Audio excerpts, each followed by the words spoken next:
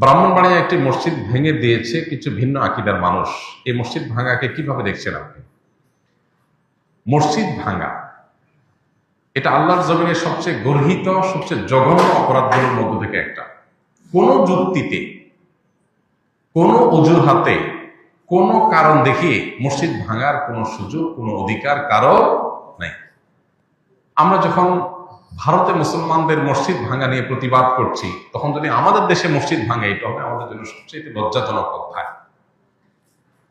মসজিদ কিংবা ভিন্ন ধর্মাবলম্বীদের উপাসনালয়, এগুলোর কোনটাই ভাঙা, সেগুলোতে আঘাত করা, এটার শিক্ষা ইসলাম আমাদেরকে দেয়নি, বরং নিষেধ করেছে।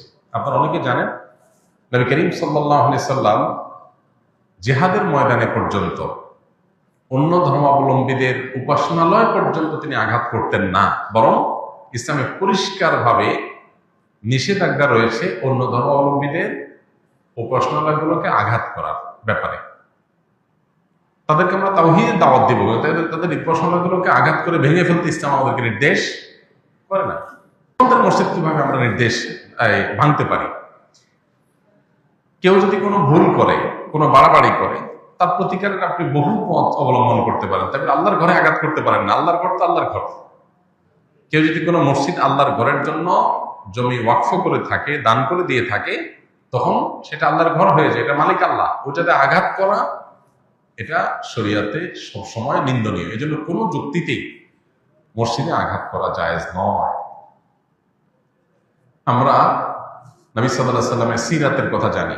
কেউ যদি কোনো উপাসনালয়ে, কোনো গির্জা প্যাগোডাতে আশ্রয় নেয়, তাকে নবী সাল্লাল্লাহু আলাইহি সাল্লাম ইবাদতরত অবস্থায় থাকে, তাকে হত্যা করতে নবী সাল্লাল্লাহু আলাইহি সাল্লাম নিষেধ করেছে। তাহলে অন্য ধর্মাবলম্বীদের ব্যাপারে যদি আমাদের এই অবস্থান থাকে, তাহলে আমার মুসলমান ভাই তার সাথে ভিন্ন চিন্তা, ভিন্ন আকীদা, ভিন্ন বিশ্বাস এর কারণে মত পার্থক্য থাকতে পারে। এমনকি কেউ কোনো ক্ষেত্রে বাড়াবাড়ি করতে পারে, সীমা লঙ্ঘন করতে পারে, কোনো ভুল করতে পারে, সেটার হাজারটা সমাধানের কথা আমরা বের করতে পারি। তাই বলে মসজিদে আঘাত করা এটা কখনো সমাধান হতে পারে না।